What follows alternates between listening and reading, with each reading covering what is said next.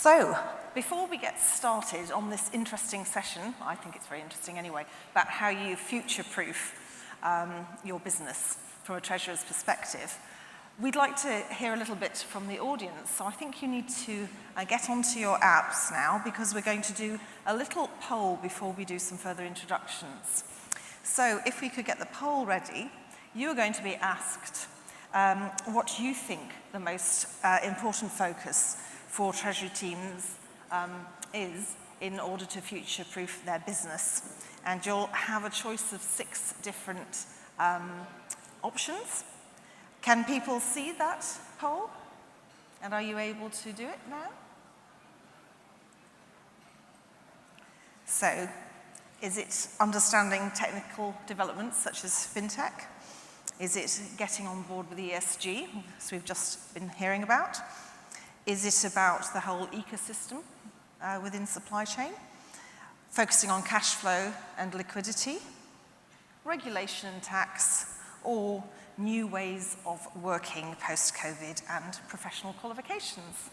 So hopefully you've had time to make your choice, and I'll hear from the AV guys, I guess, when we're ready to show the results. Cash flow and liquidity. Surprise, surprise. I remember almost exactly 2 years ago when we talked to treasurers, COVID was hitting us all, and that was the mantra. Liquidity, liquidity, liquidity. So not too much of a surprise there in some ways, but I think we're going to cover more than just cash flow and liquidity in this session. So I'd like, without further ado, to introduce 3 of my panelists. A 4th one will be popping in later as a nice surprise. But if I could start with maybe Asli, first of all, to introduce herself. Thank you very much, Caroline. Actually, I feel very excited because it's the first time, I think, in so long we're doing this in-person event, probably, for many of us. I look after Treasury for Middle East and Africa for Schneider Electric. I've been in the region for maybe 16 years now. I've been in this position maybe for 4 years. Was a banker in capital markets previously. Mainly in Dubai, covering Middle East, Africa again. And before that, I was working in New York. I'm a chartered financial analyst. Actually, my hobbies has changed a lot in the last 2 years, so it involves a lot of reading, but I am a big enthusiast in terms of technology, artificial intelligence. Thank you very much. And I'm going to move to James now to introduce yourself, please. Yeah, thank you, Caroline. So I'm the Group Treasurer at Chalhoub Group. We're a leading luxury retailer and distribution company, mainly across the Middle East region. I've been here myself for 8 years now in the UAE. Recently appointed as chair of the Association of Corporate Treasurers Middle East, so I'm working quite closely with Caroline now as well in that capacity. And yeah, it's great to be here. I think just one extra point, I just thought it was so interesting as well that 100% of people chose the cash flow and liquidity, so it's completely unanimous. For me, that was just interesting to see as well in that poll. Yes, very interesting, isn't it? Thank you, James. Staney, over to you. Thank you so much. First of all, it's been an absolute pleasure to get back to this forum again in person, and also with you, Caroline, the ACT collaborating as well. So I represent the commercial treasury function for GE globally, and I also wear the supply chain hat across the GE different verticals. Again, that's at a global level as well. GE per se here in the region, we are a dominant player across the power, renewables, healthcare, and the aviation space. And my responsibilities here focus around Middle East and Africa, and that's practically about it. Thank you very much, Staney. So maybe I could just stay with you and start our opening question, which is really, what are your key areas of focus in terms of future-proofing, and what do you believe are the most important aspects? It's a very interesting question, Caroline, and I just backtrack.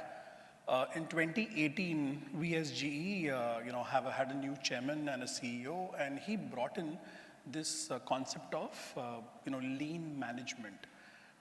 And in essence, lean management is all about Kaizen, which translates into improvement on a daily basis. And I think that philosophy was critical for us to tide over this whole era of COVID, as well as, preparing ourselves for what may come in future. Now, from a treasury standpoint, I would, bucket, and I, totally agree with what's mentioned out here, is 3 areas for us which were, critical focus areas was cash visibility, cash forecasting, and thirdly, risk management. Now, though these 3 areas are not unique in any form or format, I think the need for us to go back to basics and try and understand what can we do better in these areas and how can we bring the entire organization to focus around these 3 parameters was critical. So from a technology standpoint, the company was very well poised, and we are very well poised to be able to change culture within the organization to make cash not just a treasury issue. It is a pertinent concern throughout the organization, from the guys who are facing the customer to the individuals who are eventually executing on projects. So, our investment on the cash front provides visibility across the organization to anyone in these roles in terms of how their projects are facing at what point of time. Now, cash forecasting used to be a key metrics, but again measured on a quarterly basis. What we've changed over a period of time, and I think it's important to again improve further, is make this a linear concept, okay, to track cash on a weekly basis. The moment you track cash and not make it a quarter-end exercise, it just brought in much more discipline and kind of made the responsibility shared across the organization. The third bit is around risk management.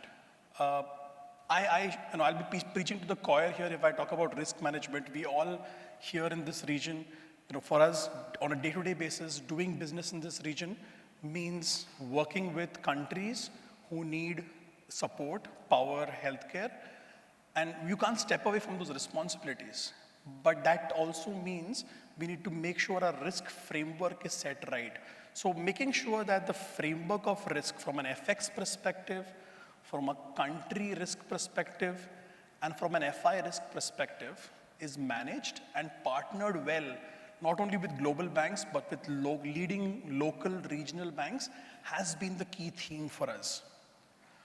One area beyond these 3 aspects, which has been evolving over a period of time for us, is the whole disruption on the supply chain front.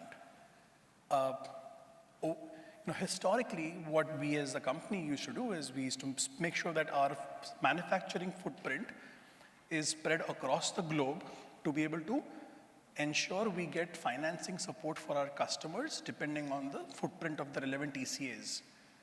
Now, what we saw during COVID is that mechanism of financing may not really be fruitful from a supply chain standpoint in terms of making the product available immediately. And hence we started now the journey of localizing that supply chain footprint.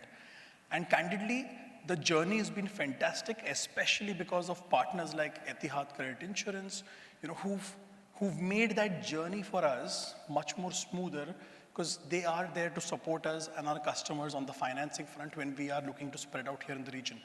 We are looking to partner with other ECAs here in the region, the likes of Saudi Exim and so on.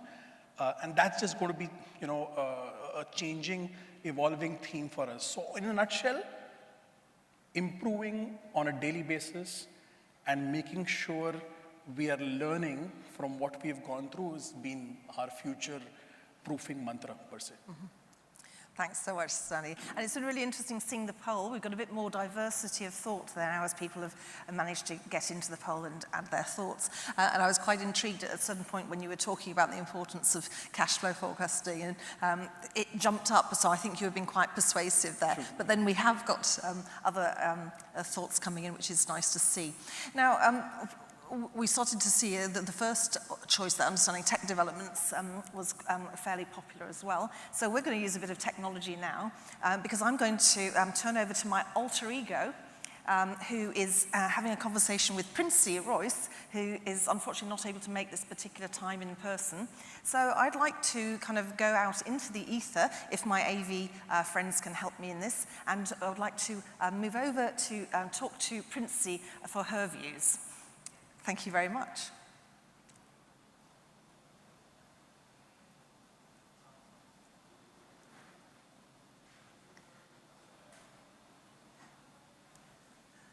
Unfortunately, my alter ego has no voice. I did have a bit of a sore throat, but it's recovering very, very quickly, and it's going to be working in just a moment, I think.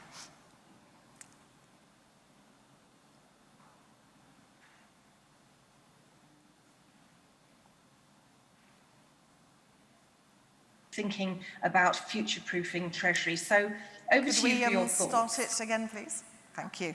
Thank you. Well, thank you, Caroline. And here I am, your alter ego, introducing Princy Royce. We're delighted that she's able to join us today, albeit virtually rather than in person. Now, Princy, I'd love to talk to you a little bit about the working capital and the broader issues, particularly when you're thinking about future-proofing Treasury. So over to you for your thoughts. Thank you, Caroline, and good afternoon, everyone. It's great to be part of this tradition again to attend the GTR. As Caroline mentioned, I would like to share my perspectives on the crucial working capital elements of the business, which I'm sure each and every one in the room has discussed at least once in the last 2 years. So I can speak specifically to the oil and gas industry, where in the last 5 years, every agenda has been about cost cutting and cost optimization, thereby forcing innovation and digitization to set the tone of the underlying operations. Now, carving out the working capital metrics from this agenda is key for treasurers, and the key levers of receivables, payables, and inventory has received a never-before spotlight in all the future-proofing initiatives that Treasury has. At NOV, we realized that there was an increased need for net working capital metrics and reporting to all layers of management and employees, thereby creating an awareness and educating the teams. What employees often fail to realize is how the daily business decisions impact the cash conversion cycle, and hence any sustained improvement would require cross-functional cooperation and an organization-wide focus on cash. We set up a working capital committee at the CFO's office in early 2018 that had regional task forces to implement systems, KPIs, all for net working capital measurement and improvement. Further, the bonus schemes of employees were also affected by the performance on the working capital metrics for each region. As the saying goes, never allow a good crisis to go waste. It's an opportunity to do things that you once thought were impossible. So an apparent lesson from the crisis of the last 2 years, especially, was that need to build deep relationships with suppliers and create value holistically.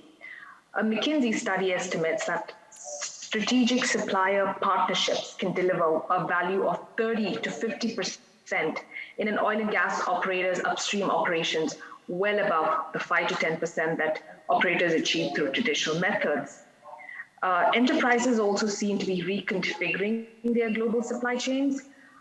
Financial service ecosystems are also evolving. The adoption of instant payment systems, growing use of financial APIs are all driving the early stages of shift to an always-on economy. These changes affecting enterprise ecosystems, they materially alter the liquidity profiles and funding needs of a business. And hence the focus here is on financial efficiency. In the recent past, we've had benefits of financial supply chain technology, supply chain financing, procurement cards, etc., that can offer an extension to payment terms and provide the much needed liquidity to the entire ecosystem. Further, from a supply risk management angle, it was increasingly evident that the traditional metrics of liquidity ratios and debt ratios, all pulled up from previous year's figures, were redundant, and they were replaced by real-time market intelligence and tangible metrics such as your proportion of variable costs of a business to its fixed costs, so that to understand the cost basis agility, looking at the actual cash, working capital drivers, peer benchmarking, etc. So it's simply changed our risk assessment techniques as well. I'd like to sum up by saying there's no single recipe here to optimize your net working capital. It's imperative for leaders to tailor their actions to their dynamic operating ecosystem and strive to embed a cash culture. The key message here is that working capital remains a material allocation of invested capital, and focused initiatives can definitely contribute to reducing reliance on external debt and thereby improving free cash flows to support corporate growth. Thank you. Thanks very much, Princy. Now, I've got a couple of questions for you, if I may.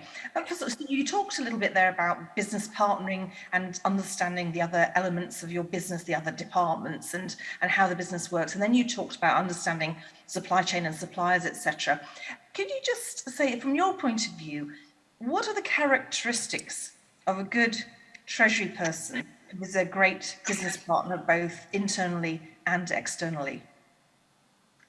That's a great question, Caroline. So I think adaptability, agility, and of course, having access to real-time data definitely improves the chances of your effectiveness in the role as a treasurer. So it's a combination of your skills plus the use of data and technology that can help you to achieve your objectives, and of course, present the right information to the C-suite and top management. So I think these are key. Really important, and I like that flexibility, adaptability side, because as they say, culture eats strategy for breakfast. The strategy can be impacted by external events, as we well know, but if you've got an agile organization and a mindset of agility, then you're able to respond more effectively.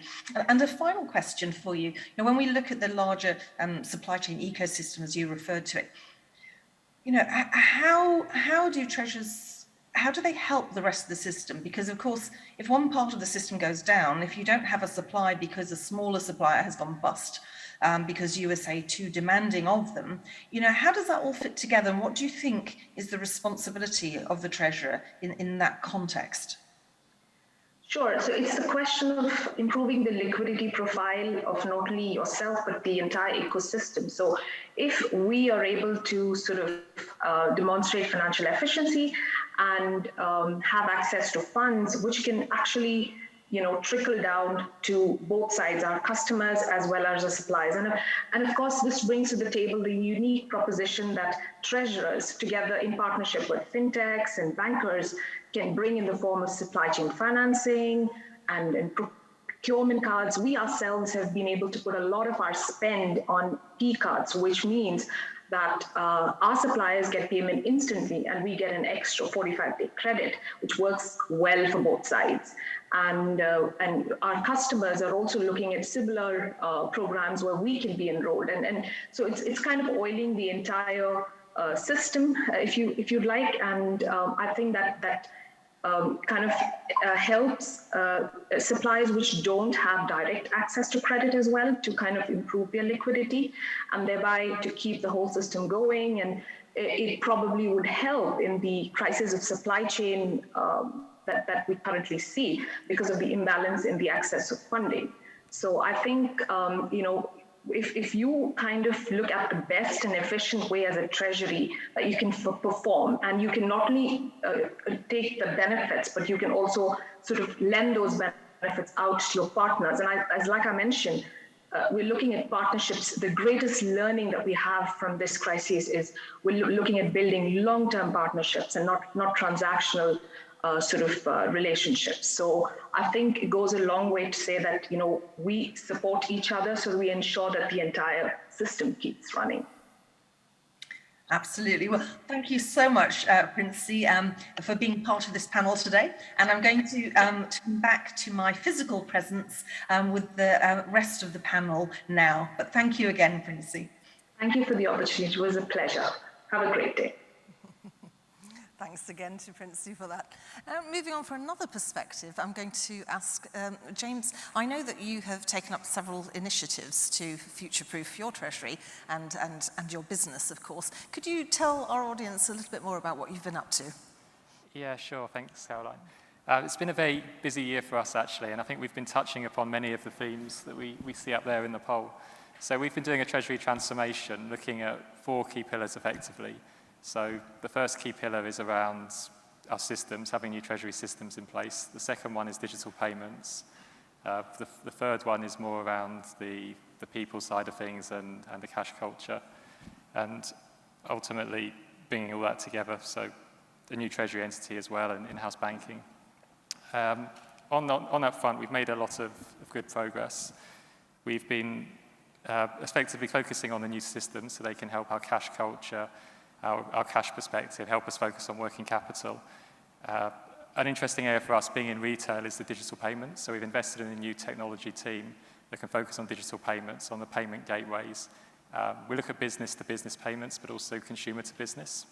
So on the consumer-to-business side, we've seen so much change going on over the last 5-6 years, and it's an area where it can really help to future-proof the business. So when I first came to the region, it was very much just cash, cards to pay for things. Now we've got digital wallets, we've got mobile payments, we've got the rise of e-commerce.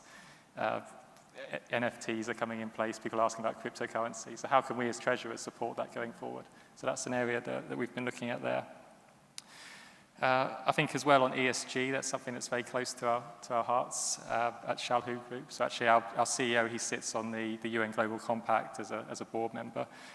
What we've done in Treasury is enroll in a program with Accounting for Sustainability. They're a UK charity.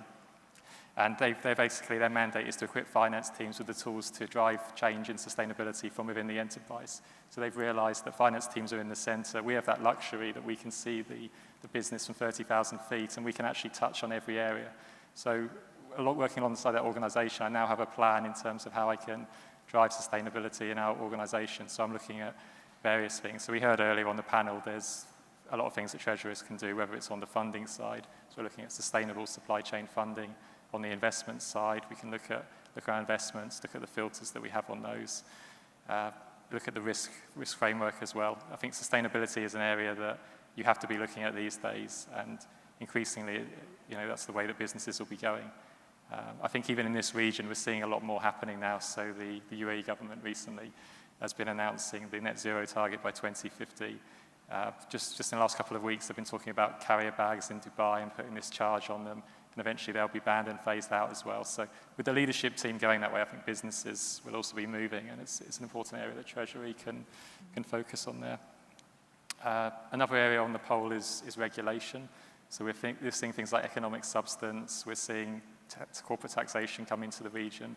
Treasurers there can play a huge role in those. So part of the reason for our in-house bank and moving it into the UAE, into ADGM, is because of those economic substance regulations. We can no longer do things in the BVI for our holding company, and we needed to move it. With the corporate tax coming into play as well, we're doing a lot there to evaluate that, look at our funding structures, look at best practice. And finally, I think I need to mention people as well. So I think all these initiatives are great. Sadly, it's the one on there that's 0% right now. But I think the people point is actually the most important foundation for everything. So within our transformation, we've really looked at our team. We've looked at the skills we've got in place. We've built a fantastic team. They all do a great job. And we're really investing heavily in things like professional qualifications, in the learning and development, in their future career plans. I think that underpins everything else effectively for us. So while this is all important, I definitely want to emphasize the people as well. And probably with my hat on as the chair of the ACT Middle East Committee, it's an important area for sure. It's absolutely important because nothing happens without people, and people think that's a cliche, but it's so important. And considering I've just been writing some materials actually for one of our senior level qualifications around building teams and some of the theories behind that, and also about diversity and so on. And there's such evidence that an effective team, a diverse team, will outperform any other team. So the time you spend that you invest in your people as individuals, but then also as a whole team, and how that team gels together and works together, I mean, it pays off in spades. So a really, really important point, I think. So thank you for that, James. But moving over to Asli, you may want to add some thoughts you have, or maybe comment on some of what you've already heard. What's your perspective of future-proofing yourself in this disruptive and disrupted world we live in? Thank you. Actually, it's very interesting because all my fellow actually treasurers have common themes, touch common themes. One thing I would like to say, for future proofing, we need to be future ready, yes, which brings agility. You know, and what is agility? So it's being in a more anticipation as opposed to in a reactive mode. I think here in this region, maybe all these questions, you can tell us better, I imagine, Caroline, but if you ask the same question in different regions in the world, we might get different percentages. Now, here focusing on cash flow and liquidity, yes, it's a key item because we traditionally don't have a lot of transparency around these issues, which of course has developed a lot. And with the current, actually, this COVID-19 era, cash was very important, we realized, right? So anticipation has become key. So this cash awareness we talked about, how are we going to make it possible? Using the data. Everybody has data, but how are we going to use it? So we go back to digitization, which of course is one of the key items that is on our minds all the time. But when we talk about digitization, I would like to think about blockchain, the new technologies, but in many countries, because I look after Africa as well, here in, I think, in GCC, we benefit from a stable environment, but that's not necessarily the case in all African countries. Or even in Turkey, which is also part of my jurisdiction, we have a lot more volatility. That requires actually more standardization. Now, how can we make it more future-proof? One of them is digital, but digital is, again, very basic digital. Before we start talking about blockchain, how can we ensure that all of our systems are connected and we have the information on a daily basis? Second, how can we ensure that we can issue all of our instruments, trade instruments, in a digitized manner? In some countries, this means using online banking. Some countries, we can do it directly from our system. So every country has this different level of digitization. I think connectivity is very important, make sure, so that we can make sure we can bring teams together and everybody understands the same thing when we talk about cash awareness, how we are going to be ready, so that we speak the same language. And this is what is the key in trade as well, because, you know, I wanted to talk about ESG, blockchain. These are like the areas that I really would like to spend more time about. But this year, the key themes, of course, the supply chain, working capital. This is actually Finance 101 for all of us, right? What is working capital? How can we manage it? Which is our primary job. But this has been the theme of the year because, you know, we had disruption coming from the supply chain. And the key thing for all of us was, how can we make sure we have all the information so that we can be ready? Because to be able to be ready, rather than having quarterly forecasts, we maybe need to have daily forecasts. You know, we need to have visibility at any point in time because, again, it's agility. Like maybe today I will take a position in this, and tomorrow I really need to change. All these inventory, for example, like last year, if you ask us, of course, we don't want to have a lot of inventory, right? Because we don't want to tie up our cash. But actually, September, maybe May, we were discussing this. Come September, oh, actually, it was really good that we have inventory because now we are ready and we can sell. So I think like being future ready involves a lot of anticipation and agility, you know. And that will come again with awareness, more. How can we, data is available, but how do we make use of it? And also, how do we teach our teams and our people so that we understand and make the same decisions? Absolutely. And if I may just add to what Asli mentioned here, 4 years prior, you know, in the same forum here, we had a discussion similarly, and we were talking about technology in Treasury, and I spoke about, you know, how we as a company implemented technology in different platforms, from trade to cash management to balance reporting and all of that. And after the session, one of the colleagues walked over to me and mentioned that, look, as GE, it's very easy for you to talk about all of this. Okay, for us local corporates, we are still not getting the seat at the table.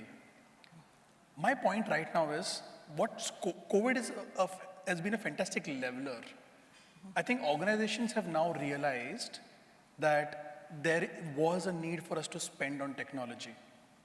So we, as Treasury professionals, should use this opportunity to make sure our voices are heard, one, make sure that we strike when the iron is hot and make these investments. And three, I think one other fantastic theme here, and you can see it in GTR here too, is in the past when you had to have technology, you had to make major investments. Today in GTR, I see the number of fintechs out here. That itself speaks volumes that, look, there are areas for you to source technology beyond the conventional software companies of the world. And I think we as treasurers need to be open to accepting that and onboarding that as soon as possible. Mm-hmm. It's really interesting, when you talk about a leveler and looking at different organizations. I was very surprised 2 years ago, a FTSE 250 organization, very large international organization, they never did cash flow forecasting because they didn't need to, because of their particular model. Cash was never a problem for them. So for the first time in their history, they had to start doing cash flow forecasting. So really interesting things kind of come out of the woodwork. But sorry, James, you wanted to add something there. I was just going to add too, I mean, one of the reasons we have a fourth pillar for cash culture in our transformation is precisely what I'm hearing here, because we can put the systems in place and do that, but it's how do you access the data, how do you change the processes, how do you get the whole wider organization to look at this? Because it really is much more than just a system project or just technology investment. It's the whole people piece. And that can take many years to do, to change a culture, to influence that. So it's a journey that we've been going on. And I think it's sometimes also part of asking our service providers to partner up with us. This is what I see. For example, here we are relatively digitized. I think this is what I see in Gulf. But in certain countries, it's the same partner, let's say we bank with, and I don't have the same level of service, and I question, and it's just not available. But this is, for me, I make a call to all my fellow treasurers.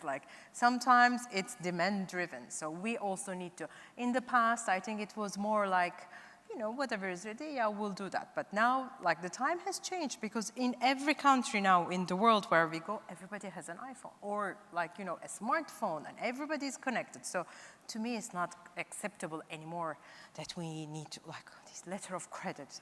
I mean, super, document heavy still. Of course, there are a lot of tools out there, but the more we standardize and the more we push all together, I'm hoping we will be able to focus maybe next year a lot more on ESG topics. Absolutely. And if you use, for instance, blockchain, you save so much time compared to the weeks it took of letters of credits in the past. And that's time that you can invest in other things. And something that really interests me as well, and you do cover different countries in your organizations, people have talked about how things may change when they look at risk, seeing with COVID that they had issues depending where their supply was coming from at different times. And some organizations are saying, well, we're going to kind of hedge our bets and we're going to spread our risk and we're going to have lots of different suppliers in different locations around the world. That's a simple kind of example. And others are becoming quite, how shall I put it, nationalistic, patriarchal. Let's do everything, let's be self-sufficient, and that's the way we're going to survive in the future. Would you make any comment on how supply chains are going to work in the future? And coming back to this idea of agility as well, that we've mentioned a couple of times already, how do you future-proof yourself, remain agile in a supply chain? What is it you can do, and is there anything that your businesses are looking at here? Anyone got any thoughts? No, happy to comment first here. Is the need to keep the customer first is primary. Okay, so anything you do here, if you keep the customer's focus on, and then you need to define what is the customer's problem. Okay, if he needs a product, he does not need the financing before the product. In essence, he's trying to solve a problem, and that problem, for example, is lack of electricity. Now, complementing that, there needs to be obviously financing, and there needs to be other elements to come through it as well. So to solve a customer issue, if we need to source locally, if we need to make sure our supplier footprint is, broadened, so be it. I think we need to listen to our customers first. But that said and done, in these times, considering one of the things which we as a company have always done is to try and see whether we can work with our existing suppliers and grow them so that they can support our footprint in multiple geographies.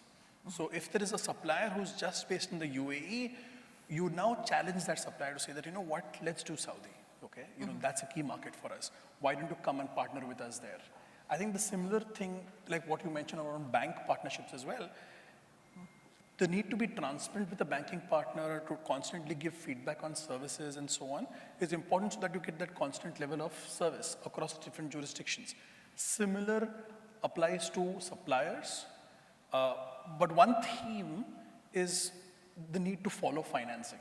And you can't really detach that in this evolving world. And like I said, thankfully at the start of the conversation that you've got the local multilaterals, local DFIs now stepping up big time. You've got a few of them present here in this forum. They are seeing the need to step up, and hence diversification of supply chain footprint is not too much of an issue. Also with the fact that, we've seen multiple sessions today as well, the focus on supply chain financing. You've got the right tool available or the right partner available to support your supplier in any jurisdiction. So that today helps as well. So in a nutshell, if a customer requires us to broad base, we should, and nothing stops us to do that. Thank you very much, Staney. And before we move to our audience for some questions, I'm sure you've got some for our lovely panelists. Just like to, Asli, Africa. You mentioned mobile phones, and we know, of course, how Africa kind of leapfrogged over kind of landlines. That's kind of very common thing, and started using different technology before other continents, in fact. Do you think they, in terms of trade finance, in terms of new products, etc., do you think that they will lead and maybe be ahead of other continents? How do you think it's going to be compared with maybe with the Middle East or maybe with Europe or Asia? I would love to see that, and I'm sure there are a lot of people who would like, and especially for us here based in Dubai, because it's a very big, trading partner and big gateway actually. We are a big gateway actually for Africa, or between Africa and Asia. Now, having said that, of course, there are certain barriers. There are a lot of places which is very developed, and there are a lot of places where we discuss access to energy. So I think the divide is really huge, but still, yes, potential is high. I think standardization will be key. We don't have a lot of penetration from traditional banking partners there, so that makes us spend more time to make sure we can future-proof our operations, let's say, or we need to find other partners or other working solutions to ensure we have a sustainable, continuous business model. Now, but the way I see, for example, letter of credits traditionally has been a lot important for us for our transactional flow side of business. But for me, there is a lot of room for standardization there. Yeah, of course, like the way, it has evolved so much over the years. It's an instrument that has been there for so long. We really need to standardize more, innovate more, I think, so that it's widely accepted and it protects both parties' interests a lot better and less time consuming.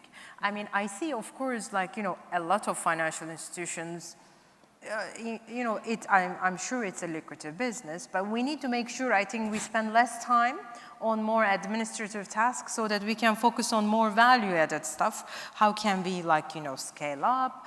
But again, we are a very large, corporation. So I think it depends, line of business, and what kind of, because we are more global. So that's why I always look at things from a more a larger perspective. How can we make it more efficient? But I think it will depend, because for a luxury goods producer, for example, serving only certain niche markets, it would be different. But for me, I would like to partner up, again, like, my key stakeholders, the idea is like, my message is very clear, transparent, and I would like to spend less time explaining our needs so that we can all focus on what we do better. Absolutely. Well, thank you. That's really helpful. Thanks very much, Asli. Now, I'd like to turn to the audience in the room, first of all, perhaps, and see if we've got a question right there. Yes. And can I remind people just to introduce who they are? The mic will come to them. If you keep your hand up, a mic will come to you. And if you can introduce who you are before you ask your question, that would be wonderful.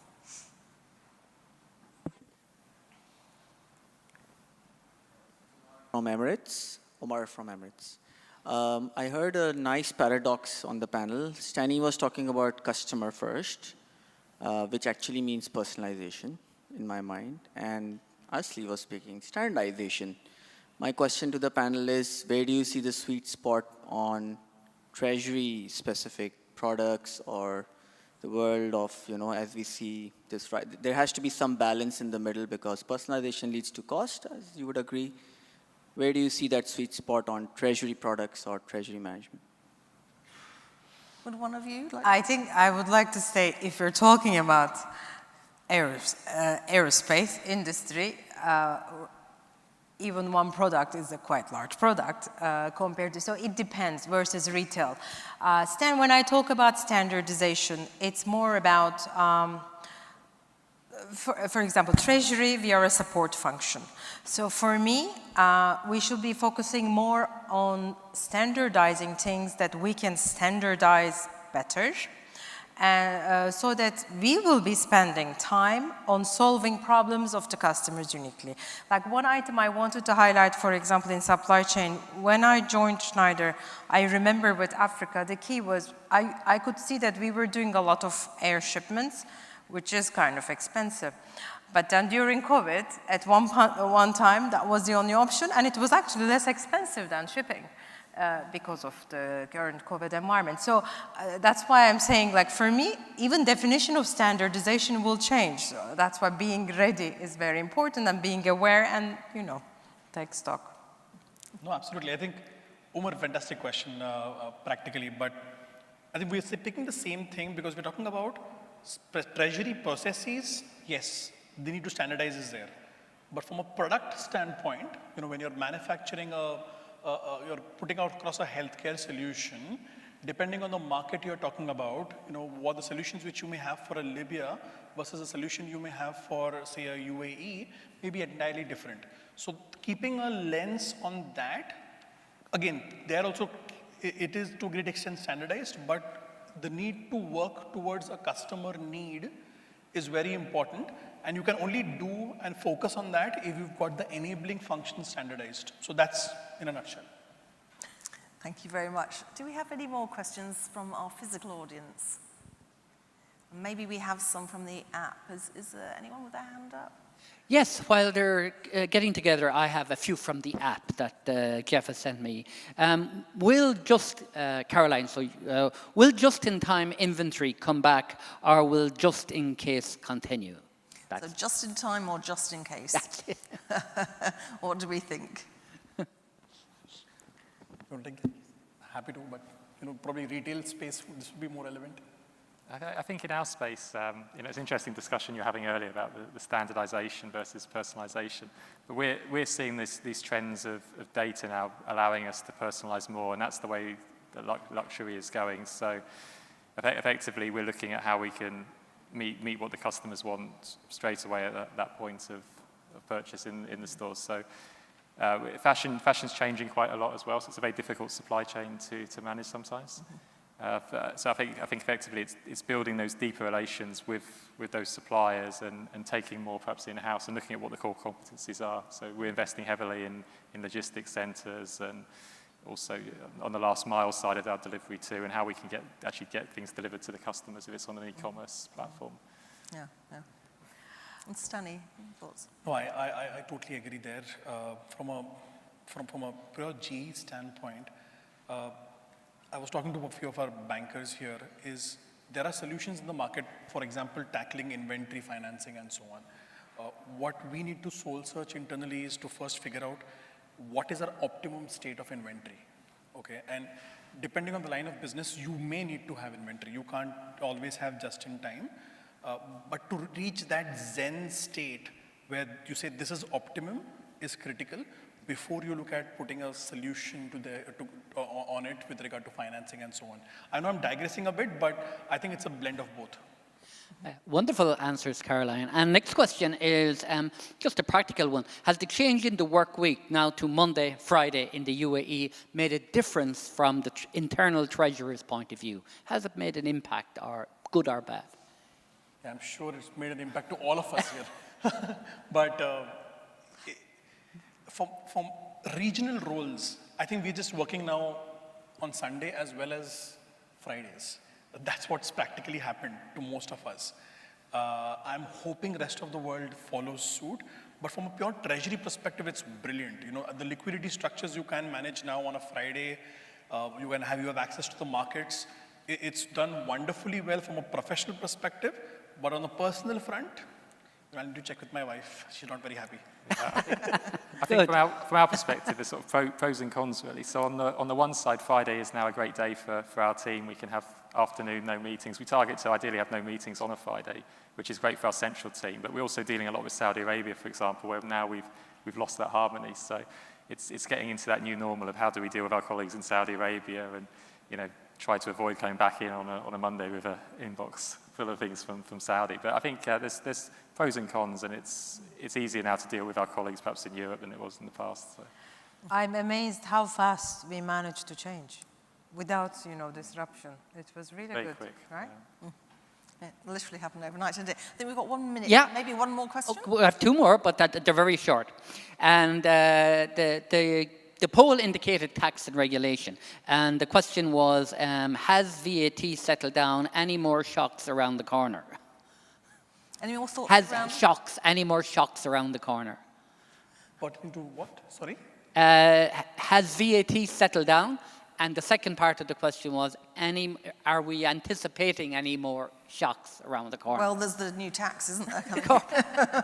I think that's probably a big one. We have the processes in place now for the VAT, so we have the basic foundation. So even if the VAT rates change, we at least have that in place. Clearly, if they changed in Saudi recently and they went up significantly, if that happens elsewhere, that would also be a challenge for us as a business. But at least we have the foundations, we're able to adapt for that. And you know, in Saudi, our business is still growing at double digits. It's doing very well, Great. so it's been fine from that perspective. And as Caroline says, corporate tax in the future to look forward to. Wonderful. Caroline, last one. This is like a poll again. If you had to pick one, which trade or supply chain finance offers the most potential for banks to sell to you at the moment? Letters of credit, standbys, collections, receivable finance, which is kind of mentioned factoring, or payables finance, reverse factoring. What do you think is the hot product now and going forward? Trade finance. I would always welcome any receivable solution that will bring the cash to me faster at the cheapest way without recourse. But me coming from banking side, I don't think, we don't bank all the customers heavily here because banking is still, or the solutions are still heavily skewed towards large institutions. So with the more granular portfolios, I would be very happy if we come up with more solutions. So that will take out the instruments from us. But. Thank you very much, and thanks so much to my panel. I think there's a couple of strong messages coming out to me around agility, really, really important, and partnership in the supply chain. It is, it's not an either or, is it? It's about working together with partners. Those were my kind of two big outtakes today, but there was lots of other stuff that was really interesting. I hope that our audience has found it as interesting as I have and will take some of those thoughts away to their own organisation. But thank you once again. Thanks to Princy, wherever you are, James, Asli and Staney. It's been a pleasure as ever. Thank you, Caroline. Thank you. Can we give them a round of applause?